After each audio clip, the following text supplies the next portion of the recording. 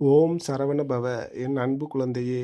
மனம் தளராத நம்பிக்கை, அசராத பக்தி இவை இரண்டுமே எப்பொழுதும் உங்களின் பிரதான குறிக்கோளாக வைத்துக் கொள்ளுங்கள்.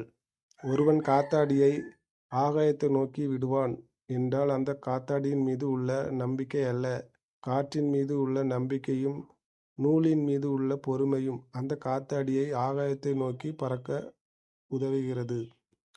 அதுபோன்றுதான் உங்களுடைய வாழ்க்கை. நீங்கள் உங்களது குறிக்கோளை அடைய மிக முக்கியமானது நம்பிக்கை, பொறுமை மட்டுமே. ஏற்றிவிடப்பட்ட காத்தாடி மீண்டும் தன் கையில் வர வேண்டுமென்றால் முதலில் சமாளிக்க வேண்டியது காற்றின் சீற்றத்தைத்தான்.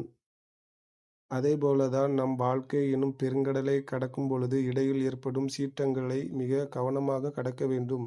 அப்படி மிக கவனமாக எவன் ஒருவன் கடந்து செல்கிறான் என்றால் அந்த ஏற்றிவிடப்பட்ட காத்தாடி ஆகாயத்தைத் தொட்டு மீண்டும் அடைய பிரதான இலக்கை அடைந்து அவன் கையில் வந்து சேரும். இதே போன்றுதான் உங்களது வாழ்க்கை. ஒவ்வொரு முயற்சிகளிலும் உங்கள் குறிக்கோள்களை நோக்கி மட்டுமே இருக்க வேண்டும். அப்பொழுதுதான் நீங்கள் வாழ்க்கையில் வெற்றி பெறுவீர்கள். ஓம் சரவண பவ! யாமிருக்க பயமேன்.